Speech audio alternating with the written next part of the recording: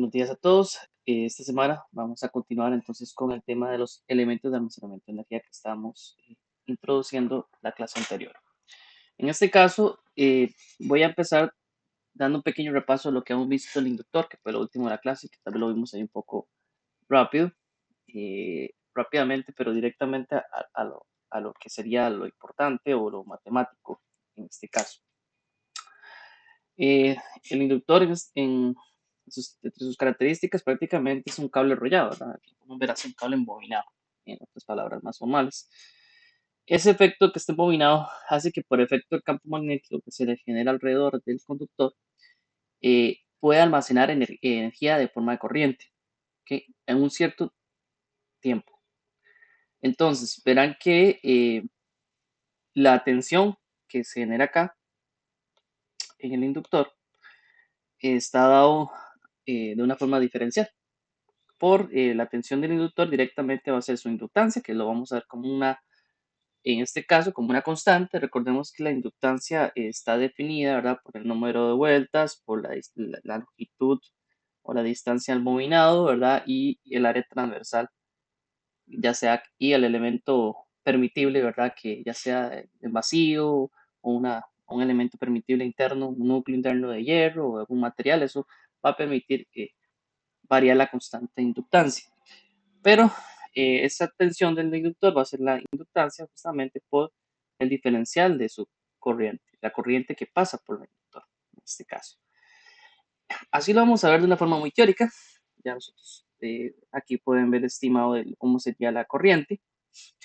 Sí quisiera indicarles, antes de continuar, que en la realidad, ¿verdad?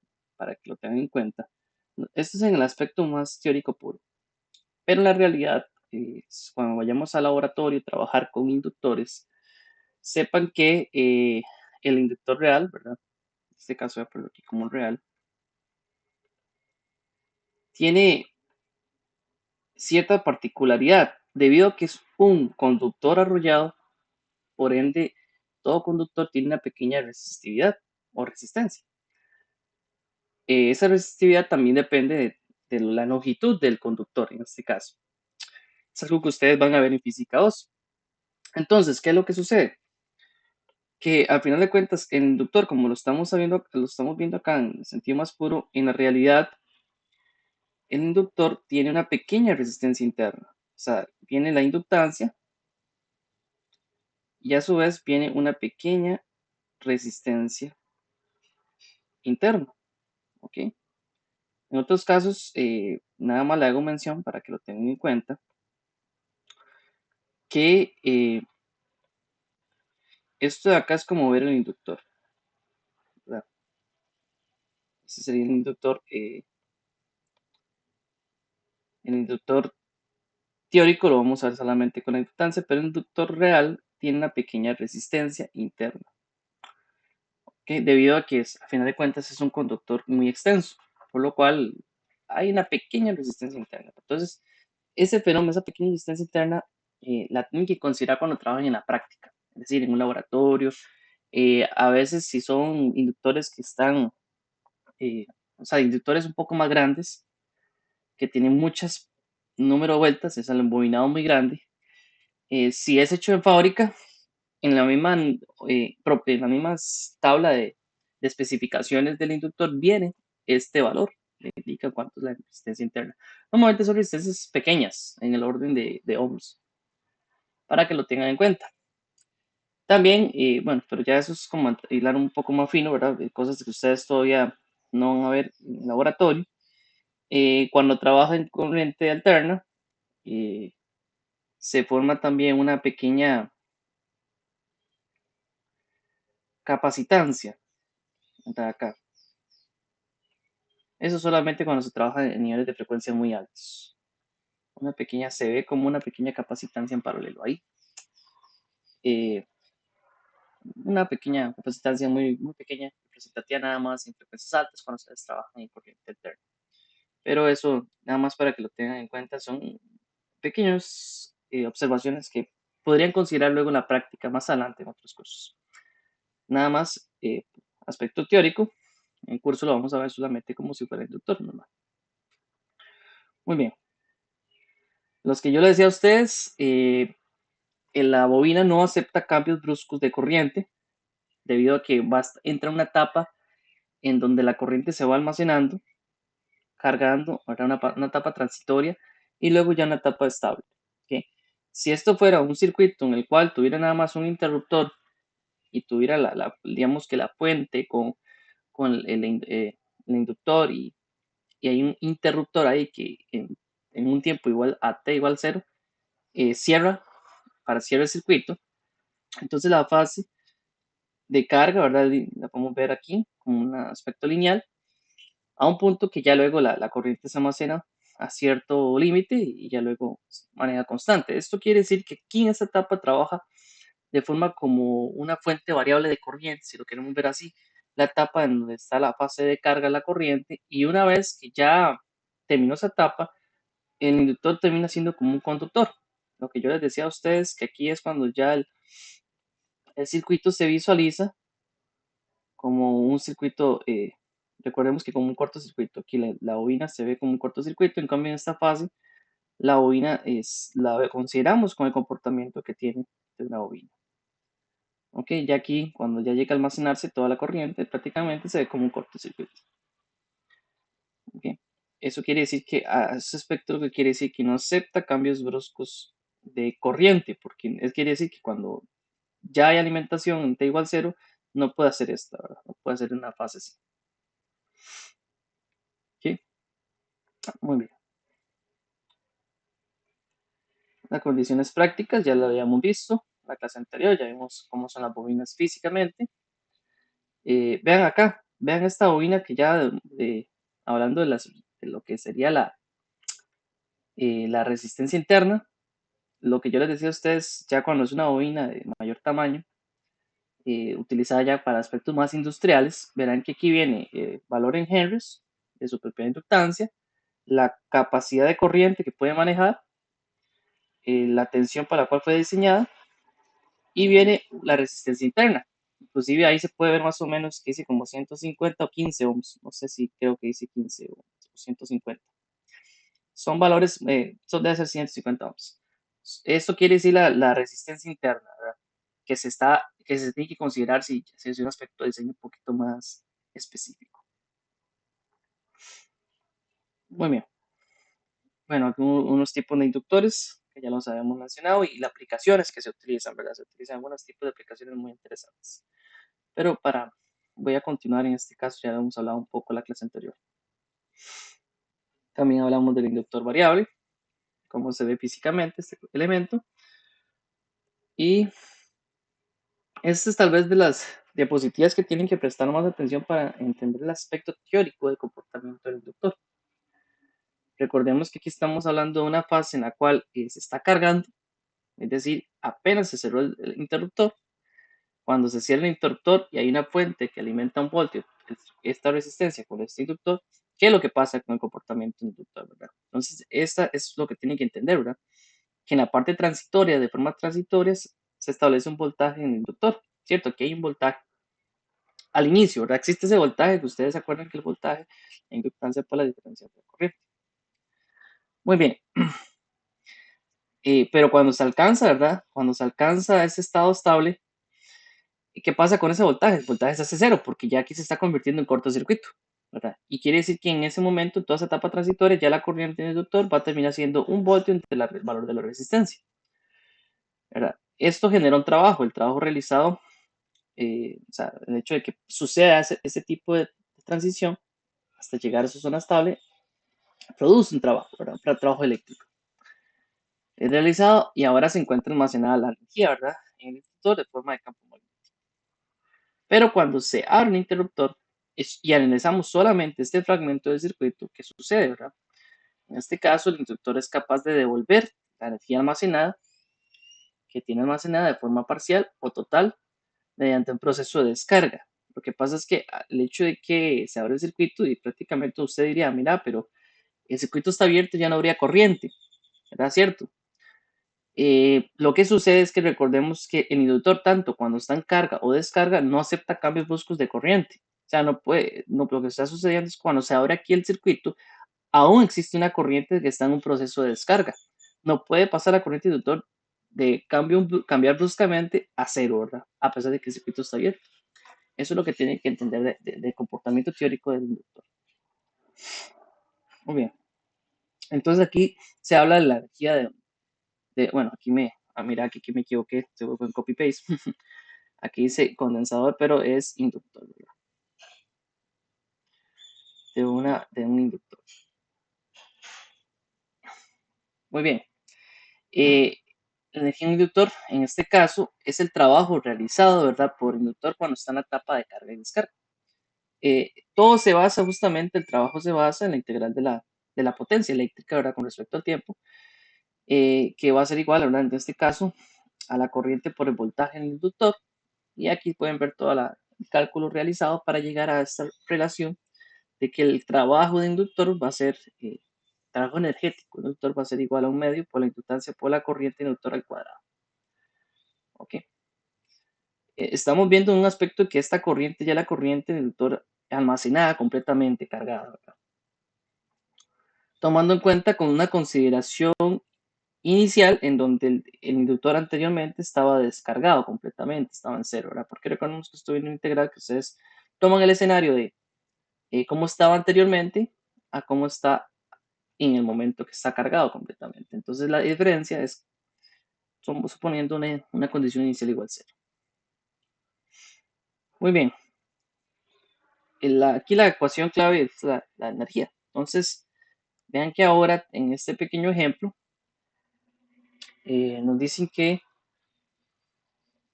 considera el circuito de la figura en condiciones de corriente. Vea que aquí la palabra clave nuevamente dice en condiciones de corriente. En condiciones de corriente directa. CD. Eso quiere decir que ya el inductores ya almacenaron energía completamente y llegaron a la etapa de corriente directa. Condiciones CD es cuando ya están en la etapa estable, cuando ya está cargado la corriente acá. Y vea que aquí hay un capacitor también. Entonces lo que tienen que hacer es lo siguiente. Dicen que determine la corriente I, que es la de la entrada, la tensión del capacitor y la corriente del inductor. Y también, ¿verdad? Además de determinar los valores en esa condición de CD, determine, ¿verdad? O halle también la energía almacenada del capacitor. Esto simplemente es pensar en condiciones CD que ya, digamos, en el circuito energizó, la fuente energizó el circuito y ya ambos elementos llegaron a su etapa estable. Lo que tienen que saber es qué pasa cuando los elementos ya almacenaron completamente energía, cómo son su esquematización. Simplemente es visualizar que en condiciones de corriente directa, el capacitor ya se ve como un circuito abierto y el inductor se ve como un cortocircuito. De ser así, prácticamente en condiciones CD, nosotros lo que tenemos es lo siguiente.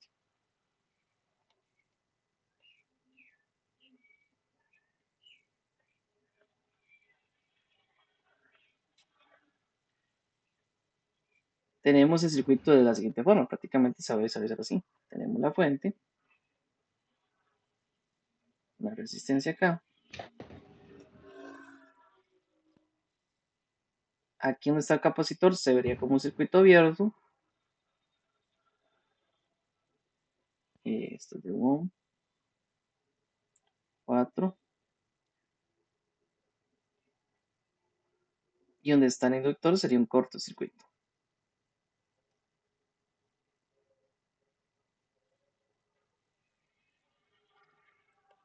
¿Ok? Aquí tendríamos entonces la corriente I.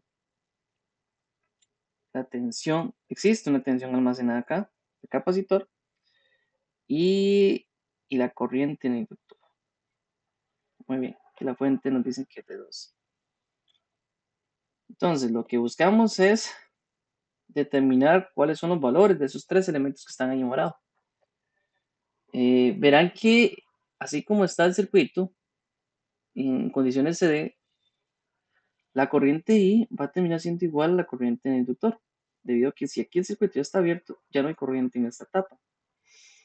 Que la corriente del capacitor ya sería cero, en este caso.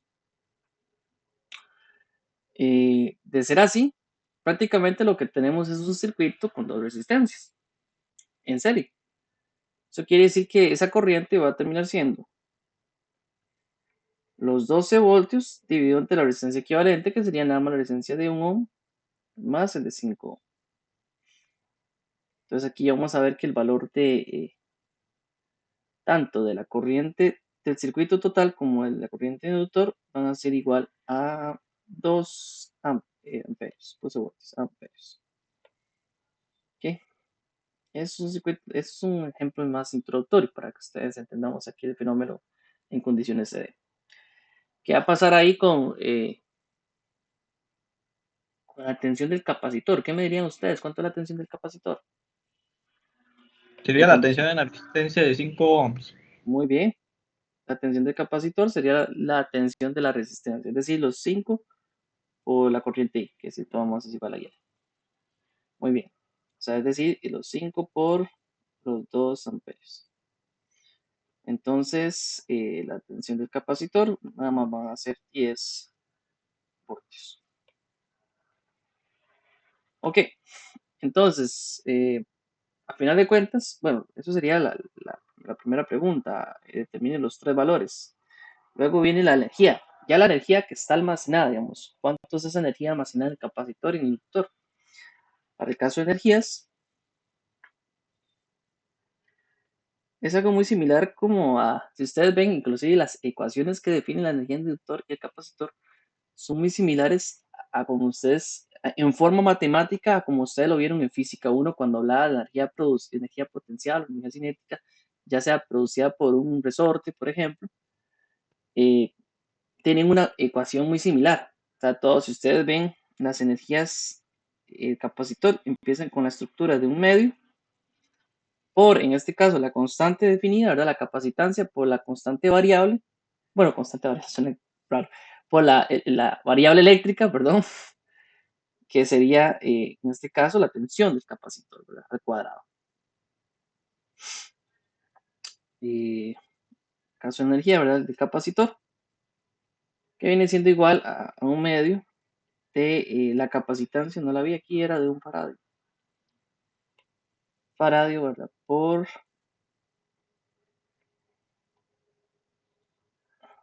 la tensión del capacitor ya cargado, que serían los 10 voltios al cuadrado. Que en este caso, la energía nos está dando 50 joules. Luego tenemos la energía del inductor, en 101 medio, la inductancia por la variable eléctrica, en este caso sería la corriente inductor al cuadrado, sería 1 medio por la inductancia. Este circuito era de 2 henries por la corriente, que van a ser 2 amperios al cuadrado. Bueno, aquí nada más era un ejercicio introductorio. Muy bien, creo que en este ejercicio no tenemos ninguna duda. Estamos entendidos de cómo funcionan las condiciones en CD. Ok, vamos a continuar. Arreglos en serie en paralelo. ¿Se acuerdan que la clase anterior vimos arreglos de serie en paralelo del capacitor? Que digamos, en el caso de los capacitores en serie se veía como el cálculo aritmético de que hacíamos para cuando teníamos resistencias en paralelo. Y el capacitor en paralelo es la suma directa, ¿verdad? De las constantes de capacitancia, algo similar al cálculo aritmético que hacíamos con las resistencias en serie. Era al revés. Repito, ¿verdad? En capacitores al revés. En los inductores es igual que las resistencias. ¿Ok? Tengan en cuenta eso. ¿Por qué? Porque recordemos que el inductor, ese cable enrollado, viene siendo también una resistencia muy pequeña debido al conductor, ¿verdad? Es una resistencia. Entonces, entendiéndolo de esa forma, que la bobina o el inductor es un conductor que tiene un pequeño valor de resistencia y que está simplemente arrollado, su equivalente va a ser igual que el comportamiento de las resistencias. Es decir, el inductor en serie es la suma aritmética de cada uno de sus elementos inductivos y el inductor en paralelo, igual que la resistencia, viene siendo entonces la suma fraccional aritmética, ¿verdad? prácticamente en este caso, ¿verdad? Igual que las resistencias. Tenemos que verlo de esa forma, ¿verdad? Los inductores en paralelo se calculan igual que las resistencias en paralelo. Ya sea, si tenemos solamente dos inductores, ya sabemos el cálculo que conocemos, ¿verdad? El producto de ambos dividido entre la suma de ambos. Y si tenemos más de dos inductores en paralelo, entonces usamos esta ecuación. Muy bien, entonces teniendo eso en cuenta, calcúlenme ustedes, muchachos, rápidamente cuánto les daría la inductancia equivalente de ese circuito. Eso lo pueden hacer así, pura calculadora. Ahí en sus casas. ¿Cuánto les daría? Muy bien. Sí, es lo mismo. 25, entonces. Voy a darles nada más la respuesta. Yo no lo voy a calcular. Muy bien, exactamente, muy bien, muchachos, la respuesta. La respuesta a este ejercicio es evidentemente sí. Son 25 milihertz. Muy bien. Ahí se los dejo. Ya lo calcularon ustedes. Yo sé que ustedes esto ya lo manejan. Entonces no hay ningún problema. Muy bien. Entonces aquí ya vamos por... ahí va a sobrar mucho espacio, pero es porque tengo una filmina más pequeña. En resumen de lo que hemos hablado tanto la semana anterior como esta, ya ustedes acaban de conocer dos nuevos elementos de un circuito que van a estar presentes en muchísimas aplicaciones que ustedes van a ver tanto en la electricidad como en la electrónica más adelante en sus carreras, que es el inductor y el capacitor. Tendamos que aquí hay un resumen de sus ecuaciones, cómo es el voltaje del inductor, cómo es el voltaje del capacitor, ¿verdad? En este caso, ¿verdad? El voltaje del inductor. Y aquí la ecuación que usamos ya viene el derivado. El inductor en este caso sería la integral, ¿verdad? De la corriente. En este caso, igual la corriente, vemos que aquí son diferentes, uno es diferenciador y el otro es integrador también. La energía, bueno, energía tenemos la energía, ¿verdad? Del inductor y la energía del capacitor. ¿Ok? Esto de aquí, power es la potencia eléctrica, ¿verdad? Dice aquí power es la potencia eléctrica que viene siendo prácticamente otra de sus relaciones. En este caso. Bueno, vamos nada más para finalizar con la clase, hablarles, ya para terminar este capítulo, vamos a hablar entonces de lo que serían los amplificadores operacionales cuando se utiliza un condensador inductor.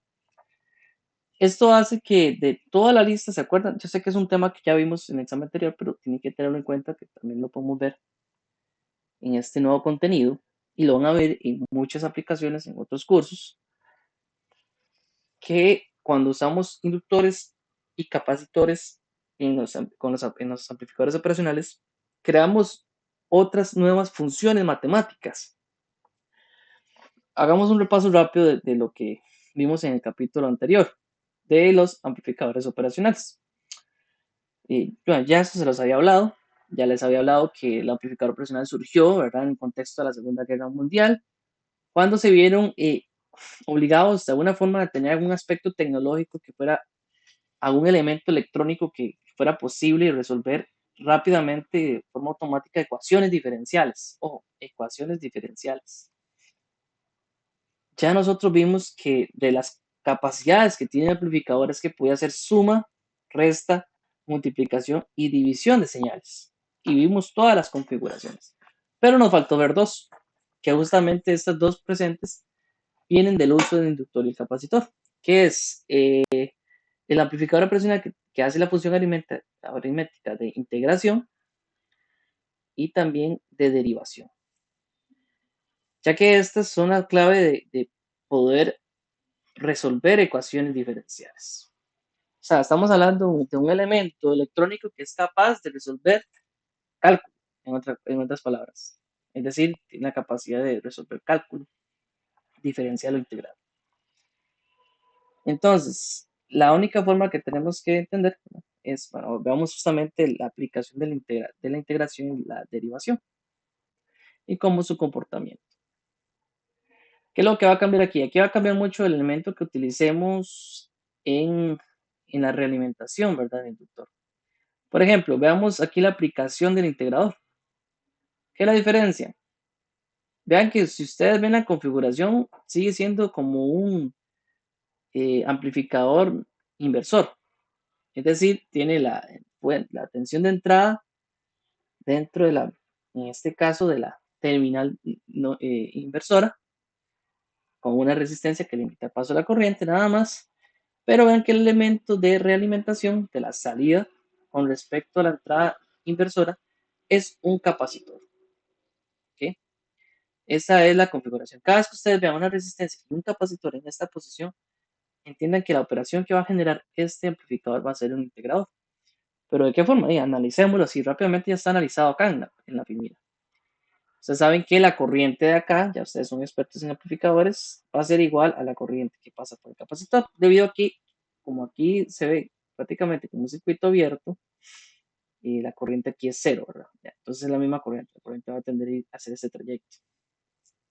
Muy bien. Pero vean que en este caso, bueno, la corriente de la resistencia, nosotros lo podemos ver con un análisis de nodos, prácticamente como la tensión de entrada entre la resistencia, pero la corriente del capacitor viene siendo, en este caso, también asumiéndolo como un nodo, ¿verdad? Viene siendo menos, si nosotros lo viéramos aquí como un nodo, viene siendo prácticamente menos la capacitancia por la derivada de la tensión de salida. ¿Okay? De este caso, si nosotros hacemos esta igualdad, vamos a llegar a esta relación, ¿verdad? En donde la resistencia en este caso, eh, aquí, bueno, aquí me faltó un carácter, es que estoy viendo que tengo unos ejercicios, aquí la derivada de la tensión con respecto a la tensión de salida. La derivada de la tensión de salida con respecto al tiempo. Era la derivada de la tensión de salida con respecto al tiempo. Pasa el capacitor, la capacitancia a dividir. Entonces vean que ahora vamos a tener esta relación. ¿Verdad? Yo podría despejar, por decirlo así, el diferencial de la tensión de salida, aplicar una integral a ambos lados, donde asumiendo que en condiciones iniciales, recordemos que cuando yo aplico una integral aquí a ambos lados, voy a ponerlo en otro color, elimino prácticamente, bueno, la integral a ambos lados. Esto es constante. Aquí la derivada se cancela con la integral, por eso sí. Pero esto siempre va en un cierto aspecto de 0 a cierto tiempo específico, ¿verdad? Esto iría de 0 a cierto tiempo específico. Entonces, en condiciones iniciales vamos a asumir, ¿verdad? Que la tensión inicial era 0. Y por lo cual, aquí llegaríamos finalmente a esta relación. La tensión de salida de ese amplificador viene siendo la constante de 1 menos 1 entre la resistencia por la capacitancia o la integral de la tensión de entrada. Ok, aquí hay yo sé que algunas veces a algunos se les confunde este tau acá. El tau es la constante de tiempo también. Lo que pasa es que algunas literaturas en el libro del Alexander, que es el libro oficial del curso, en algunos libros ustedes van a ver esto como T, no hay ningún problema. A veces se le pone tau solamente para no confundir eh, el tiempo de acá con el tiempo de la, en este caso de la evaluación que vamos a definir de la integral, ¿verdad? Porque esto podría ser un valor constante. Entonces, simplemente como estamos expresando de forma alfabética, entender que esto puede ser un valor constante y que esto es la constante derivativa, ¿verdad? En este caso, ¿verdad? El parámetro que utilizamos para la integración. Esto puede ser el tiempo también, no hay ningún problema. Lo que pasa es que simplemente es para no confundir. Es una constante de tiempo. Que porque una vez me preguntaron que si esto era diferente a esto. En realidad, esto puede ser constante porque es la definición de los extremos en el cual se va a evaluar la integral y eso sigue siendo la constante de tiempo. Nada más para que lo tengan en cuenta. Eh, pero si ustedes ven, al final de cuentas, la aplicación que está generando este amplificador operacional es que la tensión de salida viene siendo la integral de la tensión de entrada. Ese es el aspecto de aplicación de que esta es una configuración de un amplificador integrador. ¿Ok? Ya esos valores es constante y dependerá justamente de la resistencia y la capacitancia que ustedes coloquen en el diseño del circuito, pero el comportamiento matemático de la señal de entrada viene siendo la integral para tener una tensión resultante. ¿Ok? No sé si de aquí tienen alguna duda de lo que sería el integrador. ¿Está claro? Vean que aquí ya Creo que vamos sí. a introducir términos de cálculo, muchachos. Ya aquí vamos a ver cálculo. Por ejemplo, veamos, bueno, veamos el amplificador derivador y luego ya vemos un par de ejemplos sobre esto. ¿Verdad? ¿Qué va a pasar ahora con el derivador? ¿Qué es lo que pasó aquí con el derivador? Lo que se pasó ahorita fue que se intercambiaron los elementos del capacitor de la resistencia. Venimos a la misma relación, las corrientes son iguales, pero ahora ¿qué va a pasar? En este caso, si ustedes ven al intercambiar los elementos, intercambiamos la forma de expresar las relaciones de las corrientes. Vean que al final de cuentas voy a tener que la corriente del capacitor viene siendo ahora de forma positiva la capacitancia por el diferencial, pero de la tensión de entrada. ¿Ok? Que es la tensión que en este caso estaría definiéndose en el capacitor. En cambio, la corriente de la resistencia, si ustedes tienen aquí un nodo, ¿verdad? VA, recordemos que aquí es VA menos V sub 0 entre R, pero resulta ser que VA es igual a VB, que está tierra, es 0, entonces se cancela VA. Vamos a tener esta relación, ¿verdad? Tensión de salida entre la resistencia. A la hora que hacemos la igualdad, vean que sí cambia cierto aspecto, porque antes teníamos derivado, otra vez me pone aquí la D del derivado, eh, teníamos el derivado de la tensión de salida, ¿verdad? Con respecto al tiempo. Ahora tenemos el derivado de la tensión de entrada. Entonces, si despejamos la tensión de salida, llegamos a esta relación. Esta es la ecuación directa que vamos a utilizar para definir el amplificador operacional en su función como derivador. ¿Qué quiere decir? Que su tensión de salida va a ser una derivada de la señal de entrada. Esto a final de cuentas termina siendo una constante, pero la operación aritmética es un derivador. De aquí surgen justamente las aplicaciones que requerían en aquellos tiempos para poder hacer ciertos aspectos de diseño matemático utilizando circuitos electrónicos. Ya aquí simplemente ese cambio, ¿verdad? Logramos por el comportamiento y en este caso, por el principio teórico que tiene el comportamiento del capacitor, dependiendo de la configuración, podemos entonces utilizarlo tanto como derivador como integrador. Muy bien.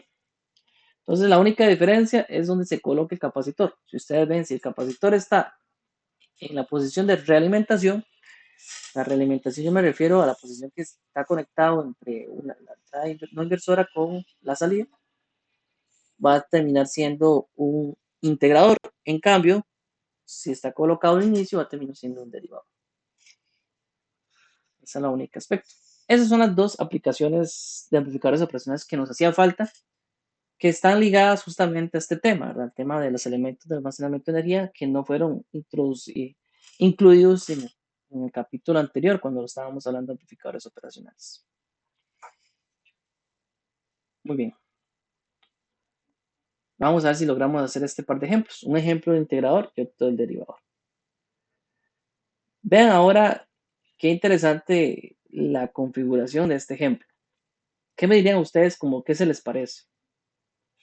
Yo sé que ustedes tienen ahí, se acuerdan algo de la materia anterior, ¿verdad? Recordemos que todo el curso es acumulativo. Puede ser que es un sumador. Exactamente.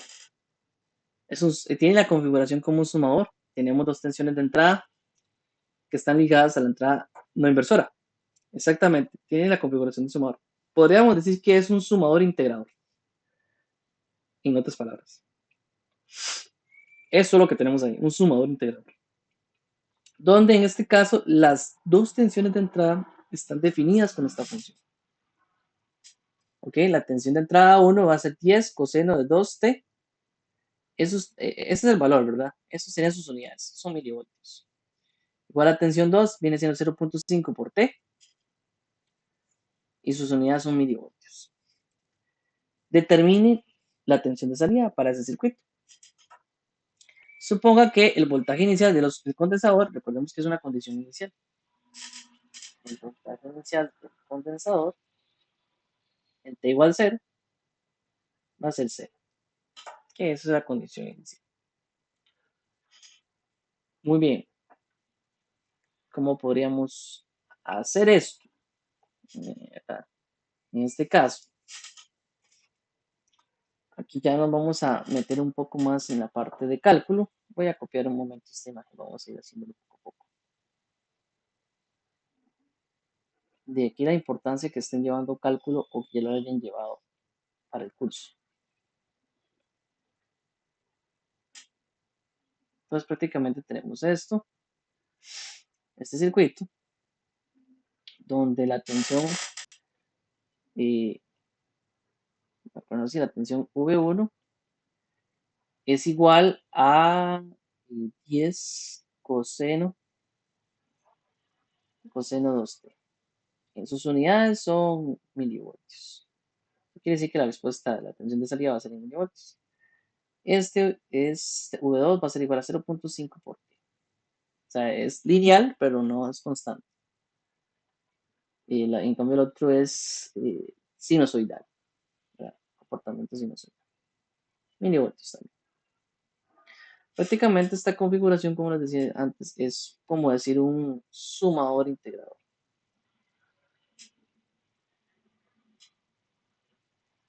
Entonces, para poder determinar prácticamente su salida, tenemos que recurrir a ciertos aspectos de cálculo. Recordemos que el integrador en sí, ¿verdad? El integrador que vimos anteriormente tiene la forma de que la salida va a ser igual a menos 1 entre RC por la integral de 0 a t, por ejemplo, de la tensión de entrada. Con respecto, aquí lo voy a replicar, voy a poner tiempo, como les dije, en la lectura nada más es para no confundir acá. Muy bien. Entonces, ¿qué pasa con el sumador? Si ustedes se acuerdan, el sumador realmente, el sumador tradicional viene de una suma de una serie de amplificadores no inversores. Amplificadores inversores. Si ustedes se acuerdan, el amplificador inversor viene siendo menos. En aquel tiempo, ¿verdad? Era RF entre R por la tensión de entrada. Esto era el inversor, ¿verdad? Entonces, cuando era sumador, en realidad, si ustedes se acuerdan, es agarrar el inversor, pero sumarle varias veces varios inversores, digamos, eran prácticamente RF entre R1 por V1 más, y así, ¿verdad? RF entre R2 más, y así, ¿verdad? Prácticamente era esa configuración. Entonces, prácticamente aquí tenemos algo similar. Esta es la ecuación general del integrador, pero si ya lo hacemos un sumador, entonces, ¿qué terminaría siendo? Esto era nada más un recordatorio. El sumador terminaría siendo lo siguiente. Esa tensión de salida con respecto al tiempo va a ser igual a ¿qué? A menos, voy a sacar un menos de factor común. Ahora yo tendría 1 entre, vean que dice RC, pero aquí tengo un R1 y un R2. R1 y un R2, y esta sería la capacitancia C. Entonces prácticamente yo tengo 1 entre, por ejemplo, R1 por C por la integral de 0 a t de la tensión 1 de t, ¿ok? Más 1 entre R2 por la capacitancia por la integral de 0 a t de la tensión 2. Entonces, a final de cuentas es aplicar puro cálculo. ¿Ok? Ya ahí tenemos, por decirlo así,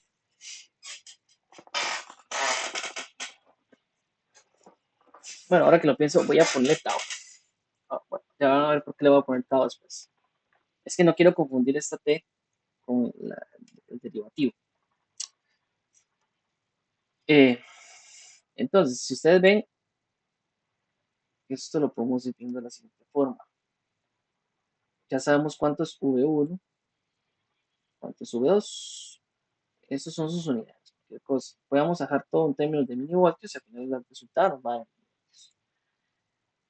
Entonces, la tensión de salida viene siendo menos 1 entre R1 por C por la integral de 0 a t. Voy a poner un momento tau, porque aquí sería 10,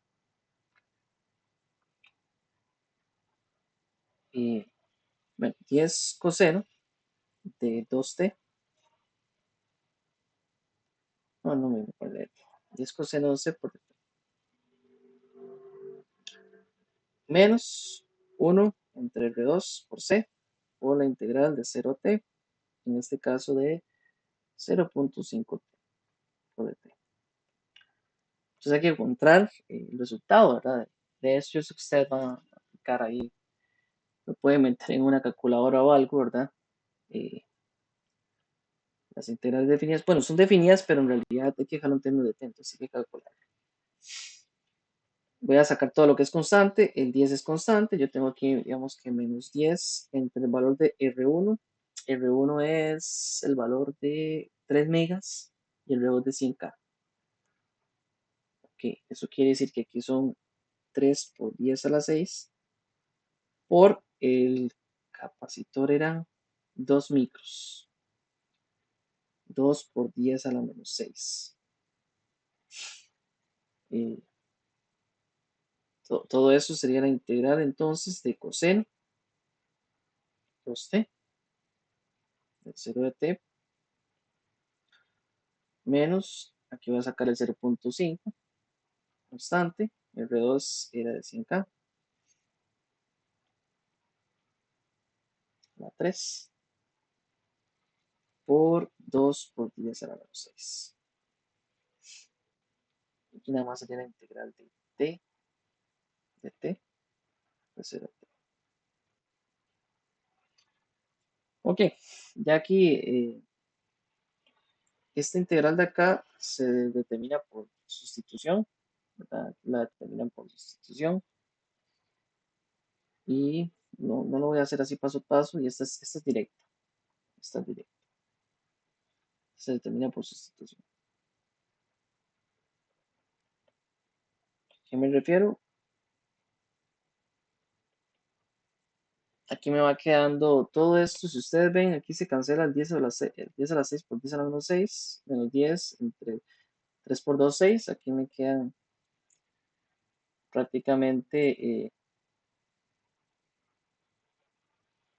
menos 10 entre 6. Y esta integral de acá me quedaría, como es por sustitución, les va a quedar como un medio de C. Bueno, cuando usted la hace por sustitución, normalmente ustedes tienen como U igual a 2T, pues quiere decir que T es igual a un medio de U. Hacen toda la sustitución, la integral de coseno va a ser 0. Y lo que no recuerdo si era la integral de coseno era menos seno 0. Creo que era seno positivo. Y bueno, eso sería de U evaluado de 0 a 2T menos 0.5 entre, aquí me quedaría 0.2 y aquí sí me queda directamente la integral de t al cuadrado entre 2 evaluado de 0 a t.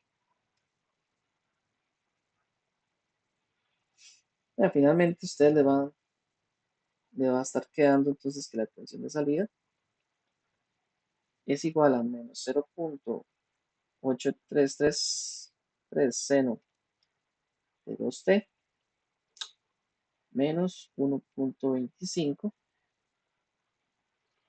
por t al cuadrado. Todo esto está en milivoltios, cualquier cosa. Y esa sería la tensión de salida en este caso.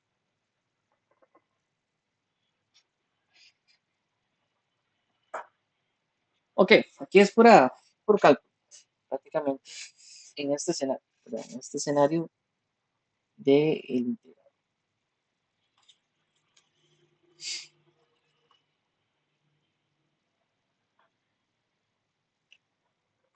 Muy bien, ¿alguna duda con respecto a este ejercicio?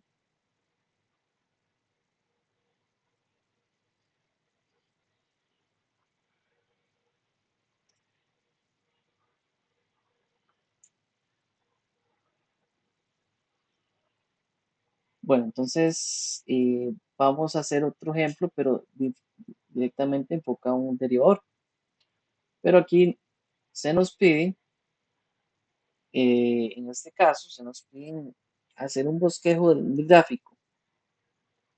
¿A qué me refiero?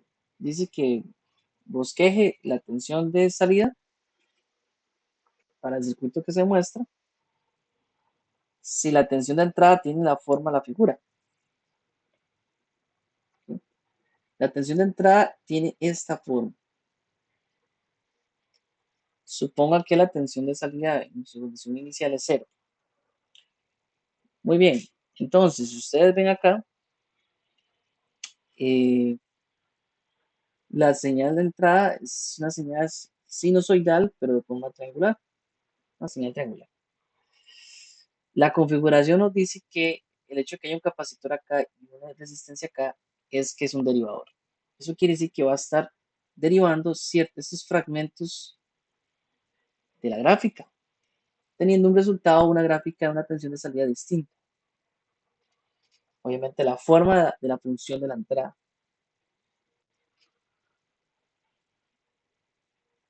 ¿Ok? Entonces, en este caso, bueno, se nos pide grafique, ¿verdad? Prácticamente la tensión de salida. Recordar nada más que el derivador que vimos antes, viene siendo que la tensión de salida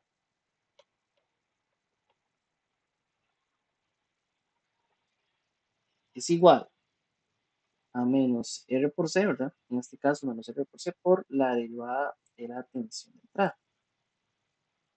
Esa es la ecuación que define un comportamiento de un amplificador derivador. Ok, entonces vamos a ver cómo resolvemos este escenario. Aquí falta una información que no se les ha dado, ya se las voy a dar.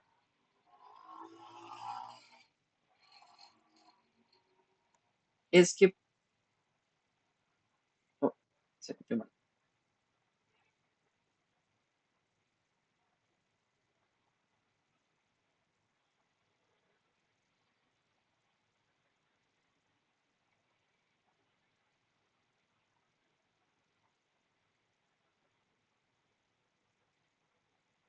Un momento. Muy bien, ahora sí. Tenemos eso. Ya sabemos que el derivador, como les decía antes, tiene la forma de que la tensión de salida viene siendo RC o la derivada de la tensión de entrada. La información que hace falta ahí, que no se me puede colocar el enunciado, es que podemos ver que con respecto a la gráfica de entrada, de la tensión de entrada, es decir, respecto eh, a lo que sucede entre 0 de t a 4, por ejemplo, 4 milisegundos, son milisegundos, es el voltaje. De 0 a 4 hay un ciclo de la señal, es decir, un ciclo, una etapa en donde la pendiente es positiva y otra etapa en la pendiente negativa, y luego repite el ciclo, ¿verdad? Entonces, respecto a esa etapa de 0 a 4, se puede expresar la tensión de entrada matemáticamente.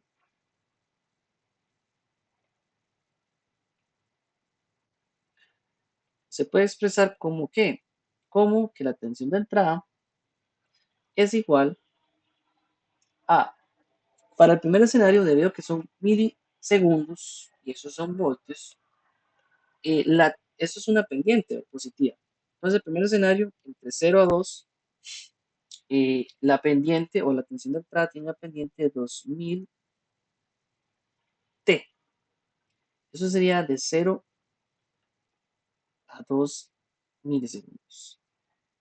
En cambio, la etapa de la pendiente negativa viene siendo 8 menos 2 T.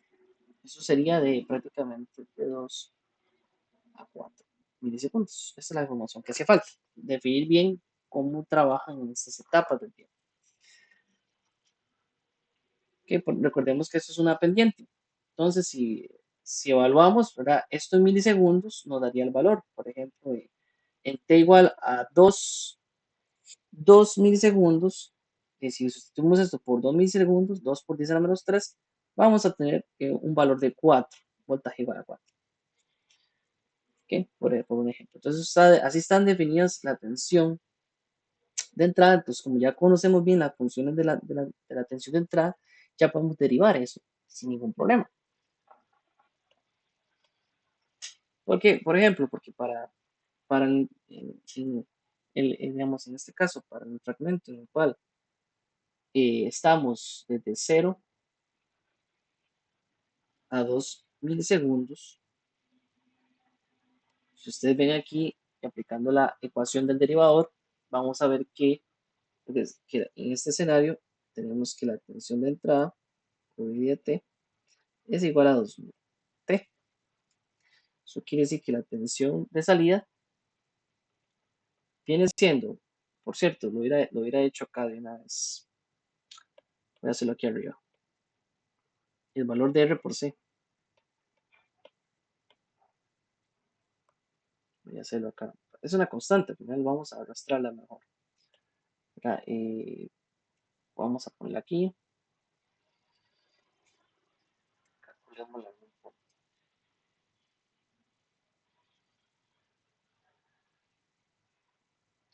Donde R por C viene siendo ¿qué? Viene siendo nada más 5 por 10 a la 3 ohms por 0.2 por 10 a la menos 6. Esta constante de aquí vamos a tenerla guardada por ahí. Esto viene siendo igual a 1 por 10 a la menos 3.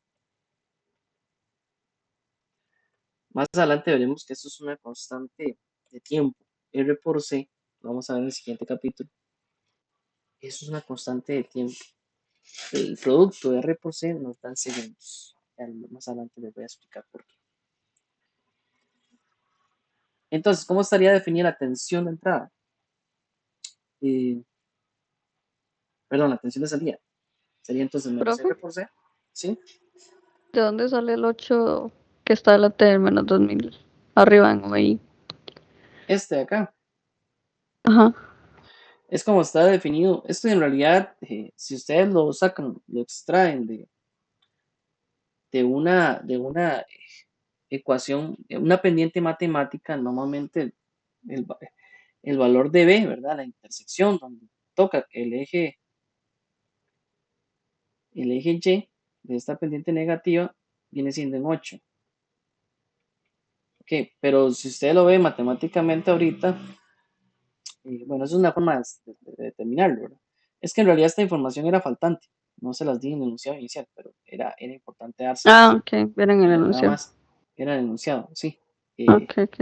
Pero vemos, si nos ponemos curiosos matemáticamente, normalmente es el punto donde intersecciona, porque es la única forma en la cual, si usted evalúa, por ejemplo, de esta pendiente, usted evaluara en t igual a 2 milisegundos, esto usted le estaría dando 2, perdón, eso se le estaría dando 4, ¿verdad? 4. Entonces 8 menos 4 le estaría dando el valor de 4 voltios. Ah, Es ok, profe, simplemente gracias. aquí para definir. Muy bien. Estábamos con de determinar la tensión de salida. Viene siendo igual a menos R por C por la derivada, en este caso, de la tensión de entrada, donde la tensión de entrada, la derivada con respecto al tiempo, ¿verdad? De la tensión de entrada, que la tensión de entrada para este escenario, en, en el, en el rango de 0 a 12 milisegundos es de 2000 T. Es decir, aquí yo lo que tengo es menos la relación de 1 por 10 a la menos 3 por la derivada de, en este caso la derivada, esta derivada, la derivada de 2000 T viene siendo, sin querer, viene siendo igual a qué? A nada más 2000. Entonces prácticamente para este caso la tensión de salida viene siendo igual a menos 1 por 10 a la menos 3 por 2000 nos va a dar menos 2 voltios. Aquí nada más menos 2 voltios constante. Voy a ponerlo acá por cuestión de espacio. Menos 2 voltios constante.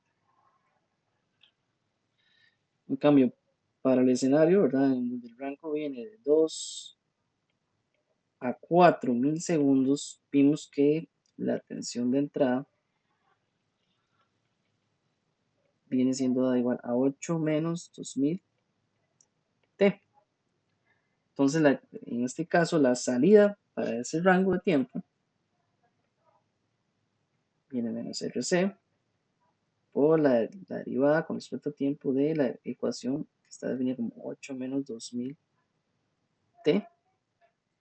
Esto a final de cuentas viene siendo igual a menos 1 por 10 a la menos 3, donde está esta derivada de acá. Vean que a diferencia de la anterior, a mí me daría, con respecto a 8, el 8 nos daría 0, ¿verdad? Este 8 no, es deriva la constante 0, en cambio nos daría menos 2. En este caso, la tensión de salida para, para el rango de 2 a 4 viene siendo 1 por 10 a la menos 3 por 2000 es 2 también, pero aquí en menos nos daría positivo 2 voltios. Lo que, bueno, ya no me queda espacio, es que yo estaba tratando de hacer el mismo espacio aquí para hacer el gráfico, porque hay que graficar esto. Okay. La pregunta es, hagamos un bosquejo de cómo quedaría entonces la tensión de salida con respecto a esta entrada pulsante. Ya van a ver que ya luego de 4 a 6 segundos es igual y de 6 a 8 es igual. O sea, se repite. Entonces, viendo ese escenario, nosotros podríamos estimar que el gráfico de tensión de salida nos quedaría de la siguiente forma. Voy a hacer un poco más grueso.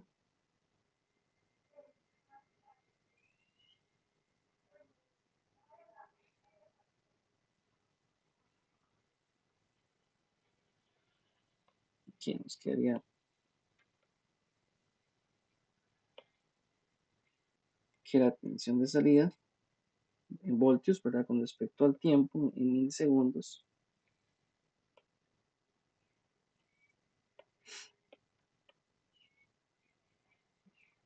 Escenario de 2. Estamos, sería entonces aquí 2 segundos, 4 segundos,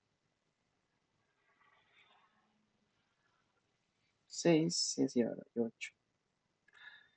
Nada más nos estaría dando entre constante, ¿verdad? 2 voltios negativos a 2 voltios positivos. Esto sería de 0 a 2, 2 negativos. Es decir, de 0 a 2, aquí voy a poner aquí 2 voltios. menos 2, ¿verdad? Entonces, prácticamente el gráfico nos estaría quedando de 0,2, 2, constante. Esto sube de golpe.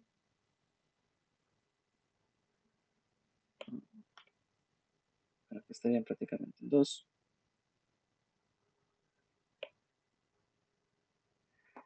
Y aquí serían 2 voltios constante positivo.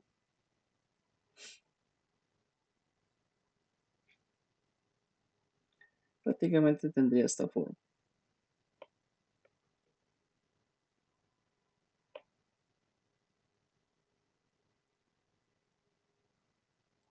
La derivada de la señal entrante triangular nos va a dar una señal cuadrada.